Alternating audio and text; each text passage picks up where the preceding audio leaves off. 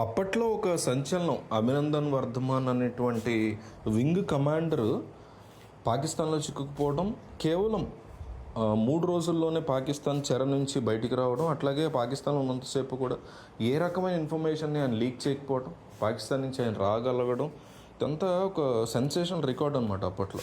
So Abhinandan Vardhaman ఎట్లా రాగలిగారు, అసలు ఏంటి ఈయన బ్యాక్గ్రౌండ్ ఏంటి, ఆ కథ అంతా కూడా చెప్పుకుంది. ఇప్పుడు ఎక్కడ ఉన్నారు ఆయన, ఏం చేస్తున్నారు, ఆయన ఫ్యూచర్ ఎట్లా ఉంది ఆ సిచ్యువేషన్ తర్వాత, ఆ ఇన్సిడెంట్ తర్వాత అనేది ఒకసారి క్లియర్గా మాట్లాడుకుందాం వీడియోలో.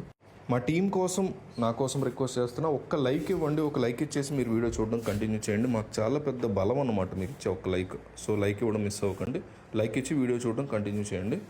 2004లో అనుకుంటా, ఆ టైంలో ఆయన ఇండియన్ ఎయిర్ ఫోర్స్లో యుద్ధ విమానాల పైలట్గా తన కెరీర్ని ఆయన స్టార్ట్ చేశారు. అప్పట్లో 2006 సంవత్సరంలో లెఫ్టినెంట్ ఫైటర్గా ఆయన ప్రమోట్ అయ్యారు. ఆ తర్వాత కెరీర్లో చాలా ఫాస్ట్గా ఎదిగారు అనమాట, చాలా గట్టిగా ఎదిగారు.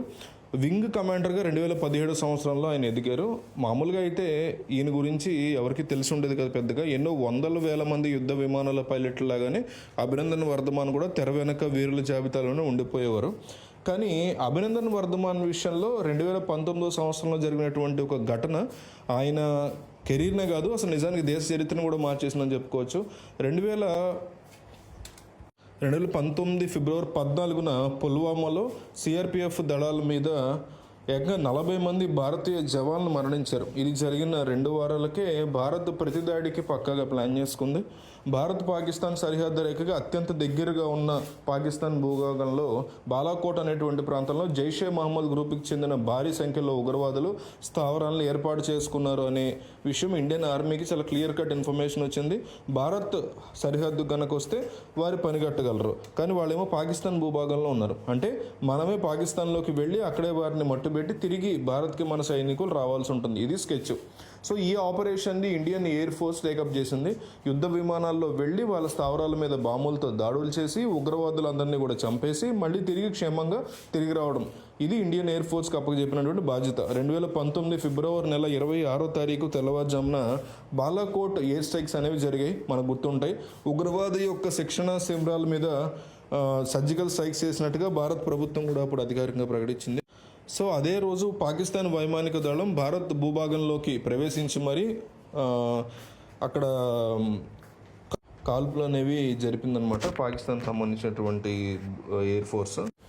భారత్ వింగ్ కమాండర్ అభినందన్ వర్ధమాన్ తన MiG-21 విమానంతో పాకిస్తాన్కి చెందినటువంటి F-16 విమానాన్ని కూల్చేశారు.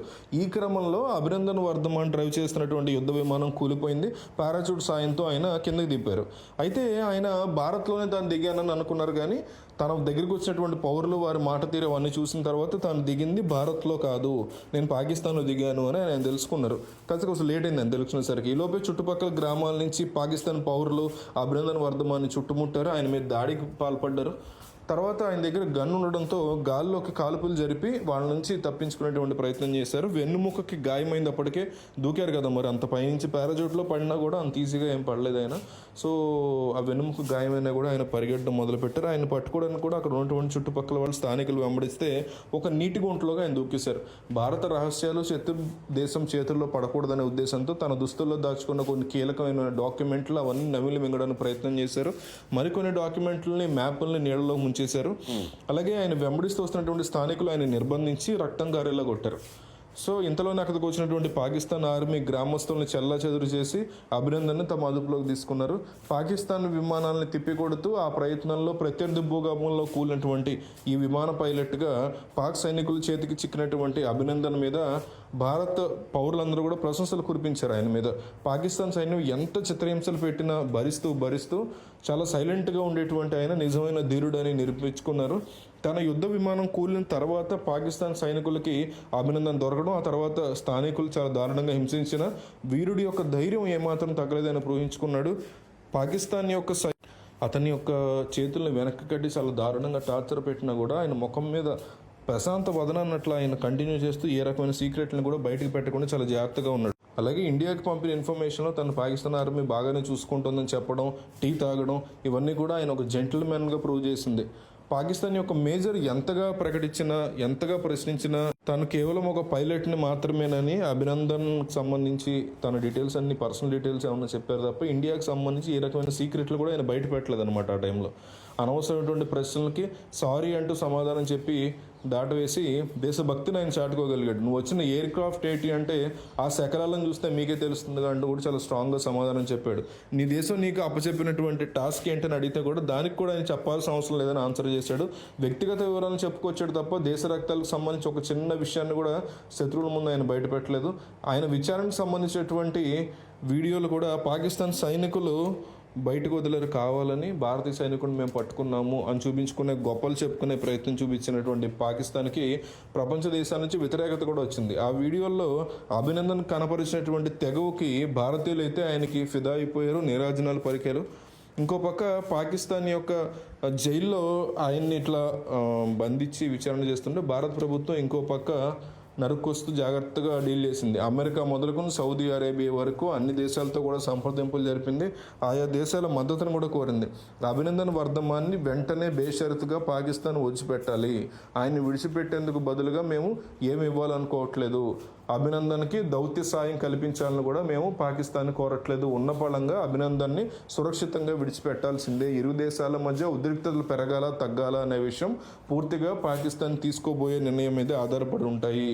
పుల్వామా ఉగ్రదాడి విషయంలో పాకిస్తాన్ ప్రధాని ఇమ్రాన్ ఖాన్ వెంటనే విచారణ చేపట్టి దోషుల మీద చర్యలు తీసుకోవాలి అంటూ భారత ప్రభుత్వం రియాక్ట్ అయింది. అదే సమయంలో అభినందన్కి చిన్న కష్టం వచ్చినా సరే అతన్ని వెంటనే విడుదల చేయకపోయినా పాకిస్తాన్ భారీ మూల్యం చెల్లించుకోవాల్సి ఉంటుంది. ఈ విషయంలో మేము దేనికైనా సిద్ధం అంటూ ప్రధాని నరేంద్ర మోడీ కూడా గట్టిగానే వార్నింగ్ ఇచ్చారు. దాంతో అంతర్జాతీయ దేశాల నుంచి కూడా పాకిస్తాన్ మీద సహకారం అనేది రాలేదు అప్పట్లో. సో దాంతో పాకిస్తాన్ సర్కార్ ఇరుకును పడిపోయింది. సౌదీ అరేబియాకి పాకిస్తాన్కి మధ్య ఎన్నో సంవత్సరాలుగా సన్నిహిత సంబంధాలు ఉన్నాయి. అదే టైంలో అమెరికాతో కూడా పాకిస్తాన్కి ఆర్థిక వ్యవహారాల విషయంలో కూడా అనేక విషయాల్లో కూడా అవసరాలు ఉన్నాయి. దాంతో అమెరికా సౌదీ ఈ రెండింటి పరంగా కూడా డిప్లొమాటిక్ సంప్రదింపులు జరిపిన భారత ప్రభుత్వం ఆ దేశాల మద్దతు పొందిందనమాట. దాంతో ప్రపంచ దేశాల నుంచి సపోర్ట్ లేదు.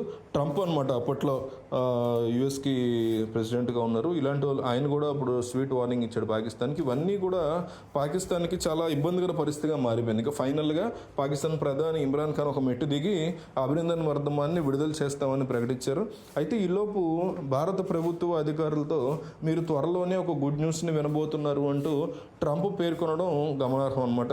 మొత్తానికి భారత పౌరులు అందరూ కూడా ఆశించినట్టుగా అభినందన్ వర్ధమాన్ని 3 రోజుల తర్వాత మార్చి 1వ తారీఖున వాఘా సరిహద్దు ద్వారా భారత అధికారులకి అప్పచెప్పారు పాకిస్తాన్ వాళ్ళు.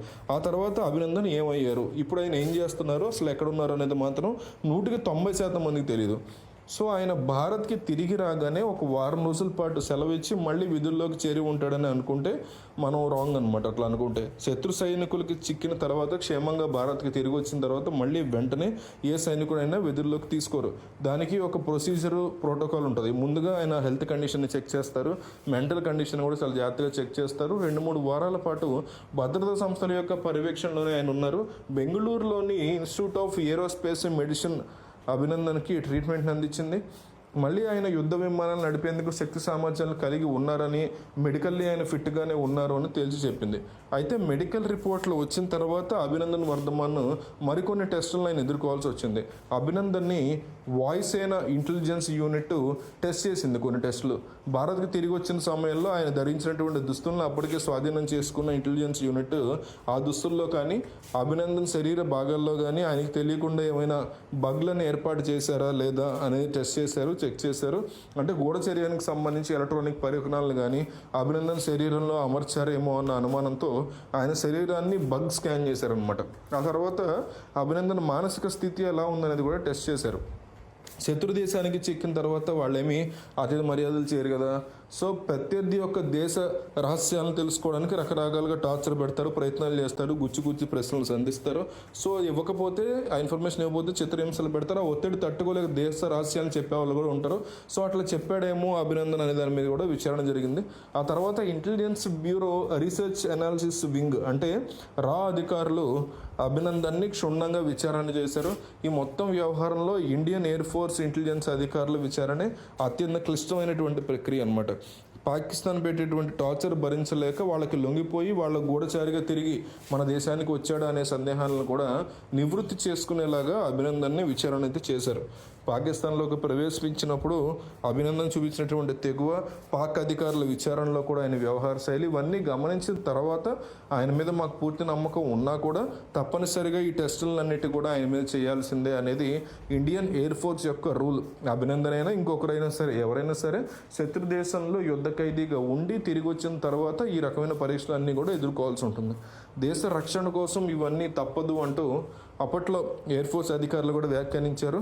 ఈ టెస్టులు అన్నింటిలో కూడా నెగ్గిన అభినందన్ మళ్ళీ విధుల్లోకి చేరడానికి 5 నెలల పట్టు సమయం పట్టింది.